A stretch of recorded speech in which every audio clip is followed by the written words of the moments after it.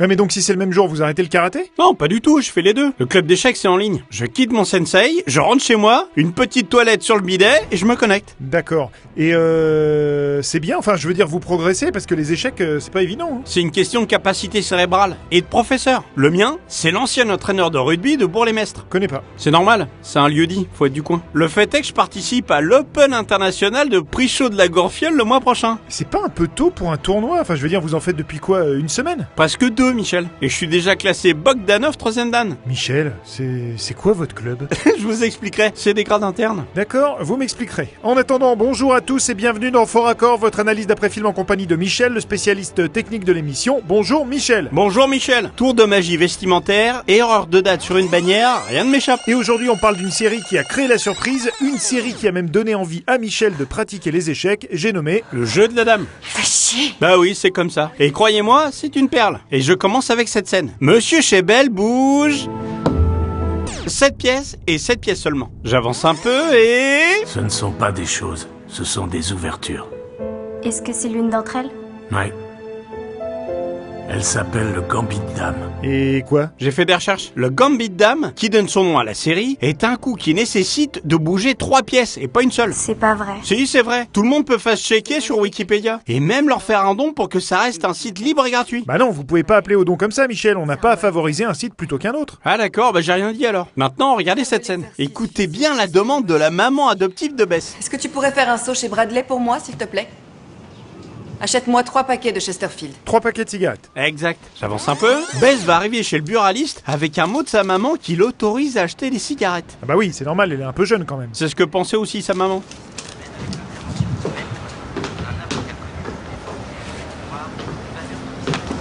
Voilà, on y est. Et là, le buraliste lui donne... Un seul paquet. Après c'est peut-être une erreur de VF sur la demande initiale de la mère. Hein. On peut se rassurer avec ça. Sauf que si j'avance plus loin, Bess rentre chez elle et là... Merci, chérie. Qu'est-ce qu'on va voir sur le plan de travail? Ah oui, 3 paquets. Bien vu ça Michel. Une autre. T'en demandes? Tu veux en avoir? T'inquiète donc pas. Regardez cette séquence. Le tournoi se déroule... du 20 au 22 octobre. J'avance un peu. Écoutez bien ce que dit Bess. Le tournoi se déroulera jusqu'à dimanche. Oui ok, donc le tournoi se déroulera jusqu'au dimanche 22 octobre. Venez-en au fait Michel. J'y viens. J'avance encore un peu.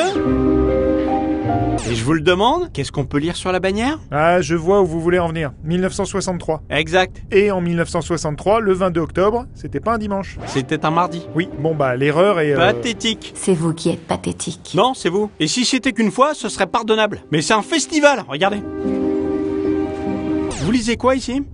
Home of the Fighting Owls. Ah oui, c'est le nom de l'équipe du lycée, c'est fréquent là-bas aux US. Sauf que l'équipe du lycée Henry Clay de Lexington, dans le Kentucky, s'appelle les Blue Devils. Et en parlant de trucs complètement incohérents, on a mieux. Regardez, cette scène est un combo. Allez, vas-y, tu peux ouvrir. Pour commencer, elle ouvre le couvercle et le pose à l'endroit. Plan suivant, le couvercle est à l'envers. Ah alors ça, bravo, ça fallait le voir. Et ensuite? Ensuite, j'avance de quelques images. On est d'accord, la marque est quand même écrite carrément gros. Bulova? Ah oui, on peut pas la rater, c'est sur le coffret et c'est imprimé dedans. Alors pourquoi le dire? C'est une Bulova. Bah oui, c'est con. Et... remarquons que le couvercle est à nouveau posé à l'endroit. Excuse-moi. Je suis fatiguée. Je ferais mieux d'aller me coucher. Si tu veux, mais nous on continue. On n'est pas fatigués. Regardez cette scène. O va a ser un contraataque. Elle est jolie cette robe. Oui, bah j'allais vous en parler. On est d'accord si je dis qu'elle est rose? Ah oui, là, il y a pas vraiment de débat, elle est rose. Tant mieux, parce que si j'avance un peu, elle remonte dans sa chambre d'hôtel. Et à moins de s'être changée dans le couloir... Ah oui, c'est plus la même robe là. Je sais. Maintenant, regardez cette scène. Excusez-moi, mademoiselle. Qu'est-ce qui est arrivé à cette gamine opportuniste qui m'a botté le cul il y a 5 ans? Il y a 5 ans. Ah bah non, c'est pas possible ça, ils ont joué en 1963 et la scène se déroule en 1966. Exactement, Michel. Puisqu'on est dans les petites pétouilles, regardez ça.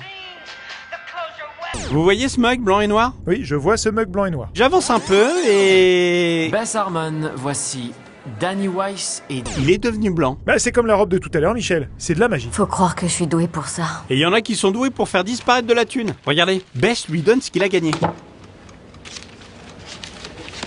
Je fais pause. La main qui tient l'argent est sur la table. L'autre main farfouille dans le pantalon. Je remets lecture et... L'argent sur la table a disparu. Bah ils sont doués, dites-moi. Hein. Je vous remercie beaucoup. Vous voulez faire une autre partie? Moi je veux bien, c'est parti. Écoutez bien les conseils de notre ami. Une dernière chose. On dit jamais échec dans les grands tournois. Attends, t'es sérieux? Ouais, très. Et on couche pas son roi non plus. Ok, donc on dit pas échec et on couche pas son roi, c'est ça? Dans les grands tournois. Et elle va faire un grand tournoi. Oui monsieur, je vous y amène. Et là, que va-t-il se passer? Il a couché son roi. Je suis désolée. Ça change rien. Je terminerai avec ceci, Michel. Dans cette partie sous tension, le fou blanc, ici, est sur les diagonales noires. D'accord. Je remets lecture et...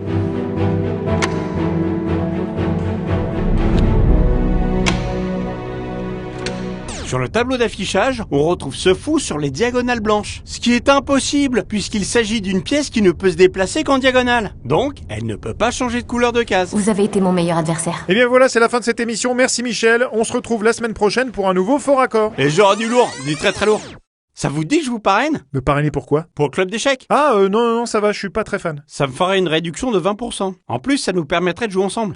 C'est combien l'adhésion? 7500 €. Quoi, 7500 €? Mais c'est une arnaque votre truc là, Michel. Pas du tout, on peut payer en plusieurs fois. Et je pourrais vous apprendre l'ouverture du cormoran et le coup du yo-yo. Ça impressionnera Hervé, c'est le prof. C'est quoi le coup du yo-yo? C'est quand on met des pions à gauche et qu'en fait, on développe sa stratégie à droite. Ça brouille l'adversaire. Regardez, c'est une photo de ma compétition de la semaine dernière. Tournoi amical, mais je l'ai mis minable. Vous voyez? J'ai collé les pions à gauche. Mais j'ai fait ma ligne à droite. C'est les pions rouges les miens. Mais c'est pas des échecs, ça. Ah oui, c'est- pardon, je vous ai pas dit. Nous, c'est pas les échecs traditionnels. C'est pour ça que c'est cher. C'est des échecs péruviens. Il y a très peu d'enseignants. Hervé a appris ça aux Comores, quand il faisait partie de la branche française de la CIA. Michel, sur la photo, là, vous jouez au puissance 4. Vous payez 7500 boules pour jouer au puissance 4. Oh putain, mais vous êtes con, c'est pas possible.